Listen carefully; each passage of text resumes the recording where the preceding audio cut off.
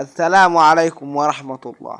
كيف خسر يوسف بلايلي هذا الوزن في أسبوعين فقط؟ هنعرف تفاصيل هذا الخبر في هذا الفيديو، ولكن قبل أن نبدأ لا تنسى الإعجاب في الفيديو والاشتراك في القناة وتفعيل جرس الإشعارات ليصلكم كل جديد. مر النجم الجزائري يوسف بلايلي بقصة تحدي مبهرة قبل نهائيات كأس أفريقيا الأخيرة التي أقيمت في ساحل العاج بداية من العام الحالي.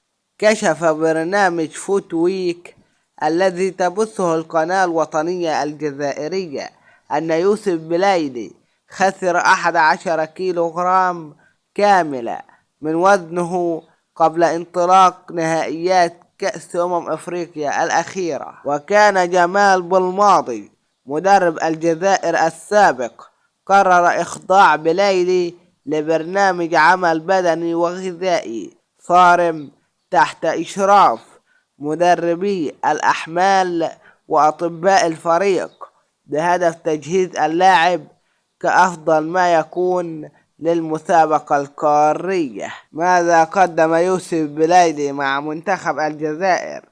ظهر المهاجم الأسبق لفريق الترجي التونسي لأول مرة مع محاربي الصحراء عام 2018 خلال لقاء الجزائر أمام طوغو ضمن تصفيات كأس أفريقيا الماضية. هذه تفاصيل الخبر، وإذا أعجبك الفيديو فلا تنسى دعم هذا المقطع بلايك، والسلام عليكم ورحمة الله.